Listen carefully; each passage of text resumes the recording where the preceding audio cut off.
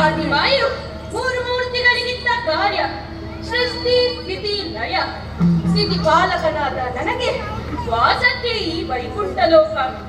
ದುಃಖಗಳನ್ನು ಹೊತ್ತು ತರುವ ಮಂದಿ ಹಸನ್ಮುಖರಾಗಿ ಹಿಂತಿರುಗುತ್ತಾರೆ. ಸನಗಸರೆಂದರೆ ಮೊದಲಾದ ಋಷಿವರೇಣ್ಯರು ಸದಾ ನಮ್ಮನ್ನೇ ಸ್ಮರಿಸುತ್ತಾ ನಮ್ಮಿಂದ ಆಶೀರ್ವಾದವನ್ನು ಪಡೆದು ಕೃತಾರ್ಥರಾಗಿ ಹಿಂತಿರುಗುತ್ತಾರೆ. ದೈತ್ಯರು ದಾನವರು ನಾನಾ ಮೂಲಗಳಿಂದ ಹುಟ್ಟಿಕೊಳ್ಳುತ್ತಾರೆ. ನಾನು ನಾನಾ ಅವತಾರಗಳನ್ನೆತ್ತಿ ಲೋಕಗಂಟಕರನ್ನು ಮರ್ದಿಸುತ್ತಾ ಬಂದಿದ್ದೇನೆ. ದುಷ್ಟರು ಮತ್ತು ಶಿಷ್ಟರ ಮಧ್ಯೆ ಸಮತೋಲನವನ್ನು ಕಾಯ್ದುಕೊಳ್ಳುತ್ತಾ ಲೋಕಹಿತ ಸಂತುಲಿತವನ್ನು ಸ್ಥಿತಿಯಲ್ಲಿರುವಂತೆ ನೋಡಿಕೊಳ್ಳುತ್ತಾ ಇದ್ದೇನೆ.